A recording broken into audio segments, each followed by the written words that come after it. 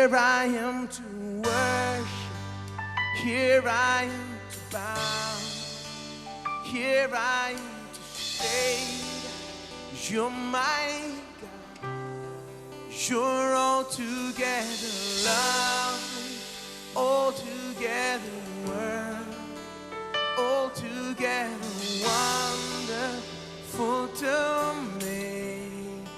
Oh, here I am to worship, here I am to bow, here I am to say, you're my God. You're altogether lovely, altogether worthy, altogether wonderful to me. Here I am to worship, oh, here I am to bow, here I am to say that you're my God. You're altogether lovely, you're altogether worthy, altogether wonderful to me. Oh, here I am to worship, here I am to bow, here I am to sing. You're my God. You're altogether lovely, altogether worthy, altogether wonderful to me.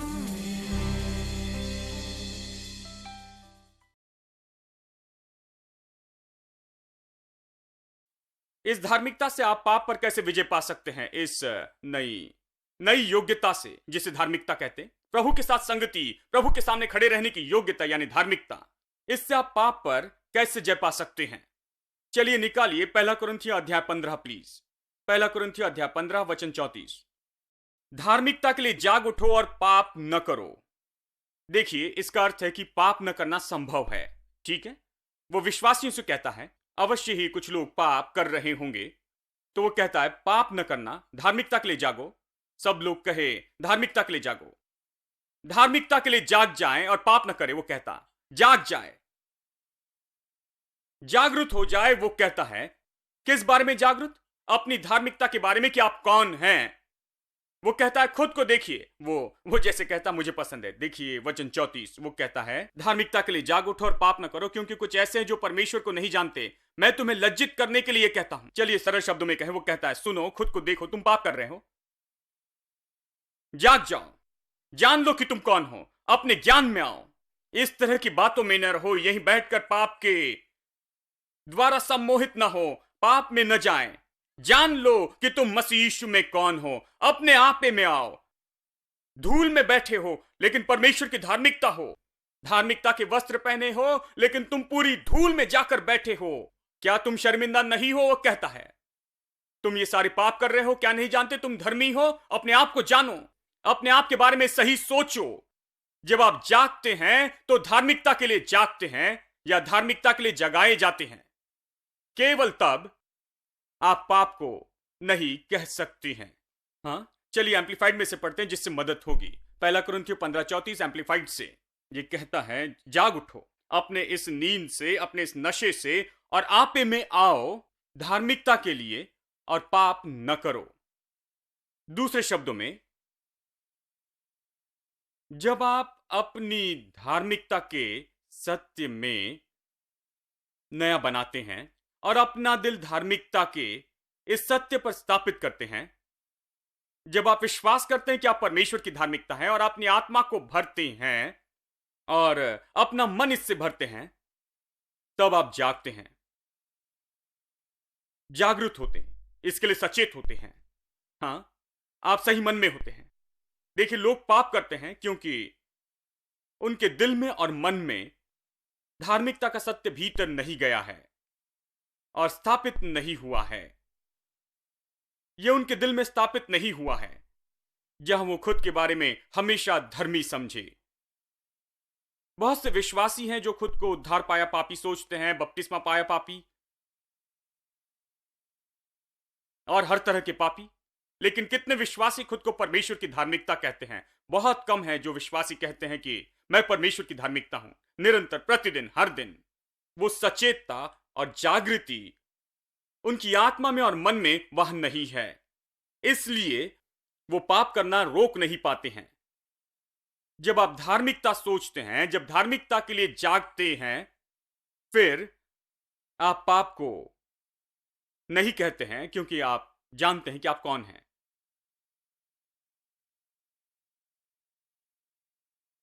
जब आपका मन और दिल समझता है और इस सत्य में स्थापित होता है, धार्मिकता के बारे में सत्य, तब आप खड़े होकर कह सकते हैं, नहीं, ये मेरे लिए सही नहीं है, मुझे इस तरह से जीना नहीं चाहिए, मैं ये नहीं कर सकता, क्योंकि मैं परमेश्वर की धार्मिकता हूं।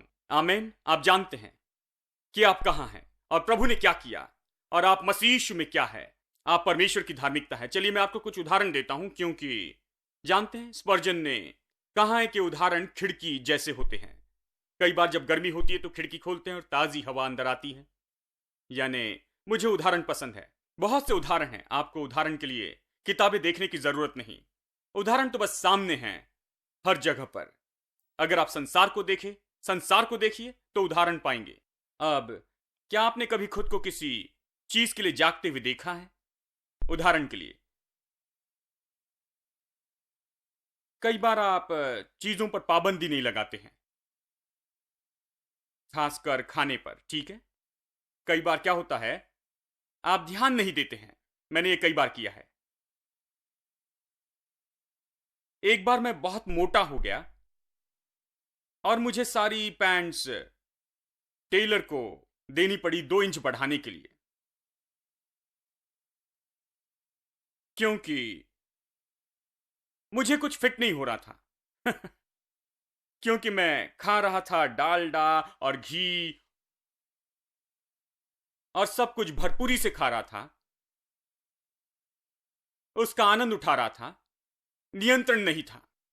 और ये चलता रहा कई महीने और महीने और महीनों तक। जानते हैं, मैं टेलर के पास पैंट भेज रहा था, लेकिन नहीं सोच रहा था इस तरह से, मुझे पैंट नहीं ये अल्टर करना चाहिए। लोग अक्सर अपने दरवाजे अल्टर करके उन्हें बड़ा बनाते हैं, लेकिन वो खुद को अल्टर करने के बारे में नहीं सोचते। वो कुछ भी करते हैं, कहते हैं, जानते हैं ये पैंट मुझे फिट नहीं हो रही है, ये क्यों फिट नहीं हो रही है। आप पैंट में फिट होने के बारे में क्यों नहीं सोचते हैं, पैंट अल्टर करने के बजाय कि पैंट का साइज बढ़ा दे। कुछ गलत सोचते हैं, कुछ सोच में गलत है, ये सोच गलत है। शरीर सही करने के बजाय हम पैंट ठीक करते हैं। देखिए, मैं कुछ समय तक ऐसे ही करता रहा और फिर बहुत से लोगों जैसे मैं जाग गया। एक दिन मैं जाग गया और कहा, मेरे प्रभु, मैं अपने जूतों को नहीं देख सकता हूं, यह बुरा है। मैं अपने जूते बांध नहीं सकता था, पैर फैलाता और कोई मेरे जूते बांध कर देता, क्योंकि यह बीच में आता था। देखिए, इसे ही हम जागना कहते हैं।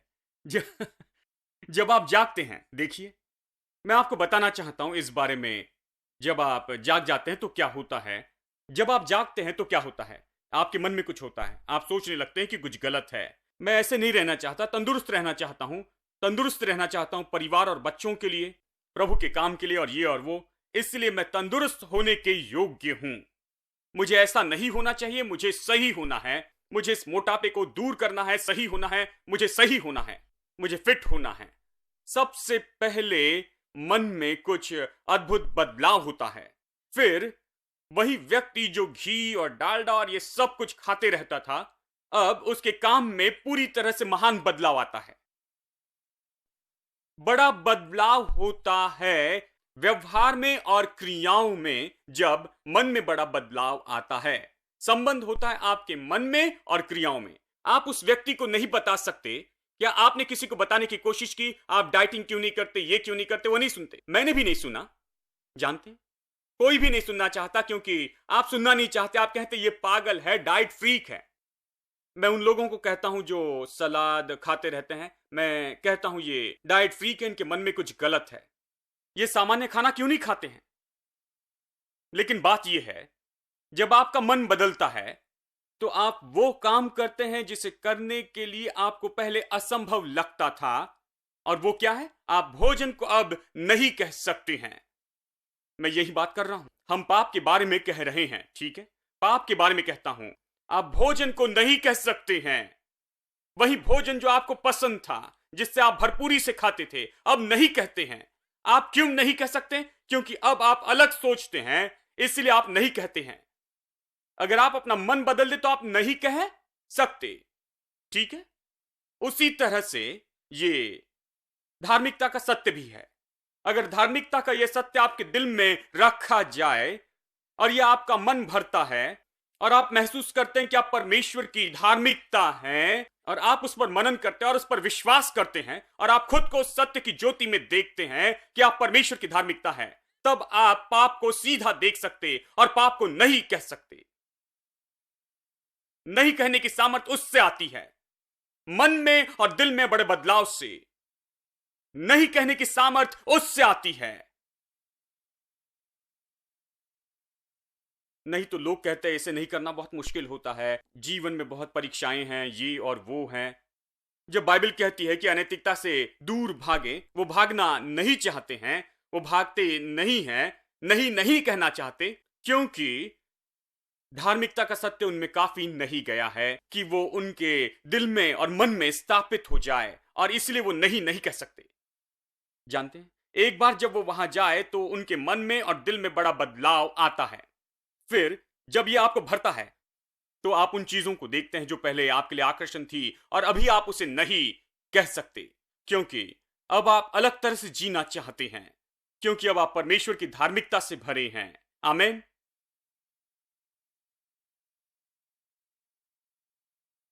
जाग जाए। सब लोग कहें जाग जाए। बगल वाले की ओर देखकर कहें जाग जाए। धार्मिकता के लिए जाग जाए।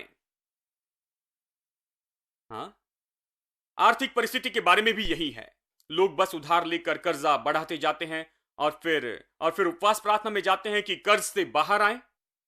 जानते हैं, अगर कोई मेरे पास आकर कहता है तो मैं कहता उधार लेना बंद क्यों नहीं करते। उन्हें यह सुनना पसंद नहीं, जैसे मानो कहना है खाना क्यों नहीं बंद करते। वो कहते भाई अगर खाना कम कर दूं तो कमर में दर्द होता है, सिर में दर्द होता है, चक्कर आते हैं, और वो ये सब कहते हैं। जानते हैं, वो हर तरह की बातें कहते हैं। अगर आप खाना कम कर दे तो वजन कम होगा, अगर आप उधार लेना बंद कर दे तो कर्ज कम होगा, ये कर्ज कम होगा। उन्हें यह सुनना पसंद नहीं, और मैं उनसे कहता हूं तुम्हें उधार लेना बंद करना होगा। बाइबल कहती है तुम उधार नहीं लोगे, उधार दोगे, तो कम से कम उधार लेना बंद करने की कोशिश क्यों नहीं करते। चाहे आप उधार नहीं दे सकते हैं, पहले उधार लेना बंद कर दे, जबकि आप अभी पहले से ही बड़ी गहरी परेशानी में हैं। आज ही रोक दे और निर्णय ले कि आप एक पैसा नहीं लेंगे। उधार लेना आप रोक देंगे, क्योंकि इसने आपका बहुत नुकसान किया है और यह आपके लिए अच्छा नहीं है। इसने आपके लिए बहुत सी मुश्किलें लाई हैं, इसलिए आप इसे रोक दे, और इससे दर्द होगा। इसके कारण आप परेशानी में से होकर जाएंगे। आपको यह पसंद नहीं होगा, लेकिन मैं आपको बताऊं, बीज की फसल बहुगुणित होकर आएगी। बाद में यह अद्भुत होगा। देखिए, यह इसी तरह काम करता है। लेकिन जब आप आकर शिक्षा सुनते हैं, जैसे मैंने कर्ज मुक्ति के बारे में, कर्ज से छुटकारे के बारे में सिखाया, जब यह आपके मन में आता है और आपके मन में और दिल में बड़ा बदलाव लेकर आता है, फिर आप वो कर सकते हैं जो पहले नहीं कर सकते थे। कुछ लोगों को उधार लेने के लिए खारिश होती है, जो भी लोन मिले लेते हैं।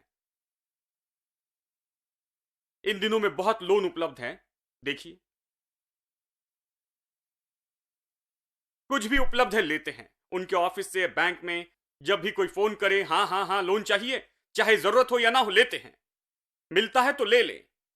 एक भाई ने कहा बहुत सस्ता है भाई, केवल 22% ब्याज है।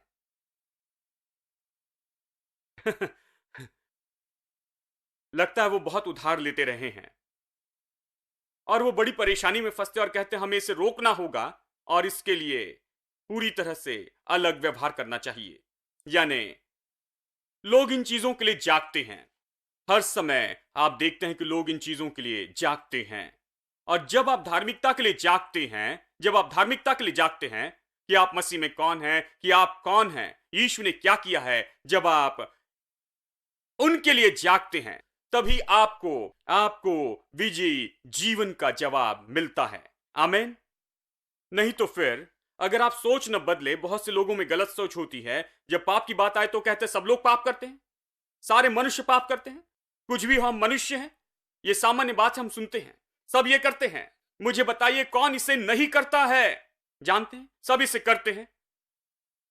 खैर यीशु ऐसे नहीं करता। यीशु को अलग रखिए भाई, तो पौलुस के बारे में क्या? नहीं भाई, वो बहुत बड़ा है।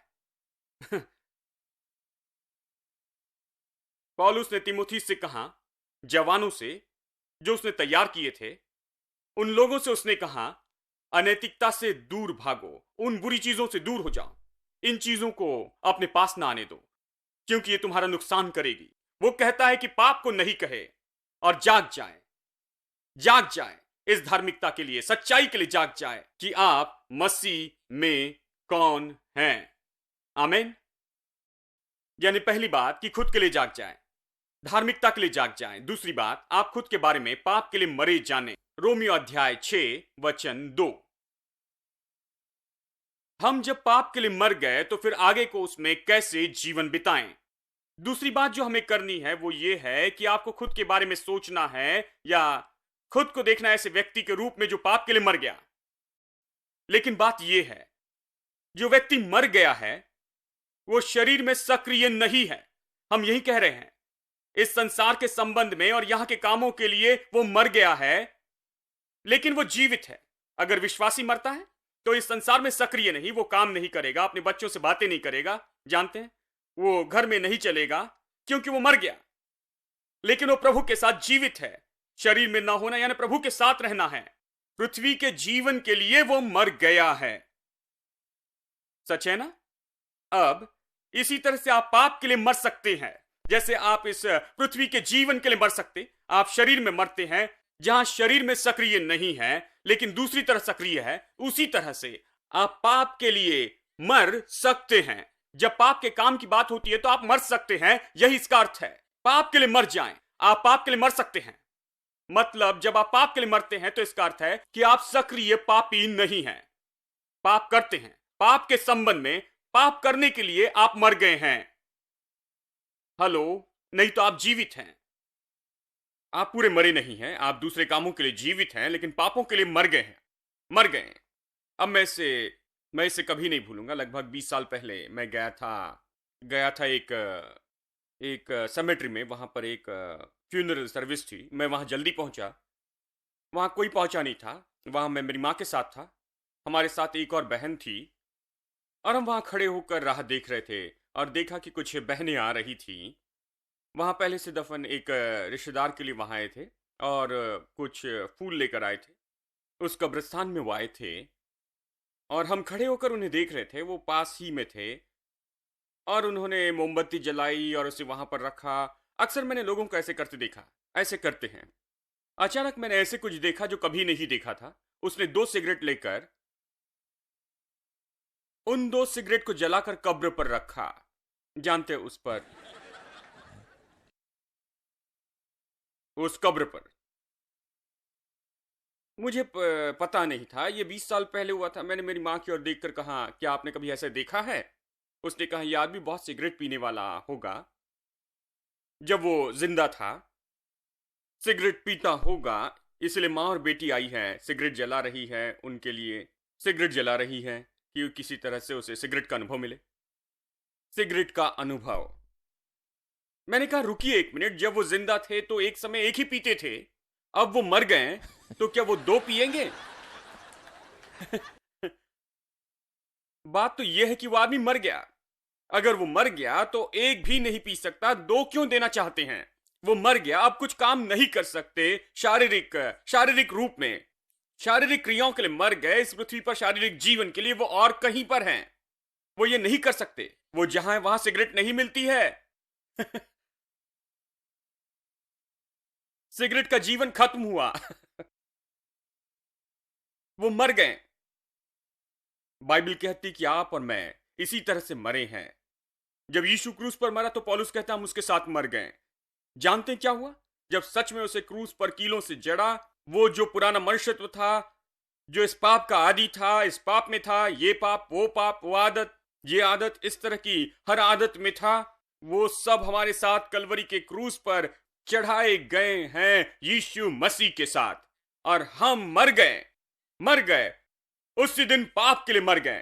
पाप के लिए तो हम मर गए हैं। समस्या यह है कि बाइबल कहती है तो हम कैसे जो पाप के लिए मर गए हैं उसमें कैसे जी सकते हैं। आप मरकर वो काम कैसे कर सकते हो जिसके लिए मर गए। ये मानो कहना है कि आपने एक आदमी को सड़क पर चलते हुए देखा, उस आदमी को जो पिछले साल मर गया था। यह असंभव है। ठीक है, वो आदमी मर गया, बाइबल कहती कि तुम मर गए हो। समस्या यह है, देखिए वचन 11। लोग कहते हैं भाई ठीक है, आप कहते हैं कि हम मर गए हैं, तो मैं वही काम क्यों कर रहा हूं भाई? हालांकि मैं मर गया हूं लेकिन फिर भी वही काम कर रहा हूं। मैं यही बताना चाहता हूं। आज घर जाने से पहले आप इसे सीखेंगे। वचन 11, ऐसे ही तुम भी अपने आप को पाप के लिए मरा समझो। जबकि वचन 2 कहता है कि आप पाप के लिए मर गए। अब तुम खुद को समझो। समझो पुराना हिंदी का शब्द है, इसलिए चलिए नई हिंदी में इस तरह कहता हूं, अब खुद को ऐसे जानो जब आप मर चुके हैं और बाइबल कहती कि आप मर गए हैं। जबकि बाइबल कहती कि आप मसीह के साथ मर गए और आपकी सारी पुरानी आदतें और पाप और सारी बातें क्रूस पर जड़े गए और आप पाप के लिए मर गए हैं। जबकि बाइबल ये घोषित करती है और ये सच्चाई है जिसे स्वर्ग के सुप्रीम कोर्ट ने घोषित किया है, आप मर गए। स्वर्ग के रिकॉर्ड में आप मर गए हैं। पुराना मनुष्यत्व मर गया। जबकि आप मर गए तो आप खुद के बारे में मरे हुए क्यों न जाने, मरे हुए। ये यही कहता है, यानी हमारी सोच में कुछ गलत है। हमें अपनी सोच स्थापित करनी है, अपना दिल स्थापित करना है इसमें। नहीं, अब मैं पुराना व्यक्ति नहीं रहा। देखिए इसलिए महत्वपूर्ण है, मैं नई सृष्टि हूं। पुरानी बातें बीत गई है, जानते हैं, सब कुछ नया हो गया है। मैं फिर से पुरानी चीजों को नहीं लूंगा। नहीं नहीं नहीं, वो मर गए। मैं मर गया हूं तो इसे कैसे कर सकता हूं? मैं उसके लिए मर गया। आप हमेशा खुद के बारे में सोचे कि उसके लिए मर गए हैं और नए जीवन के लिए जीवित हैं।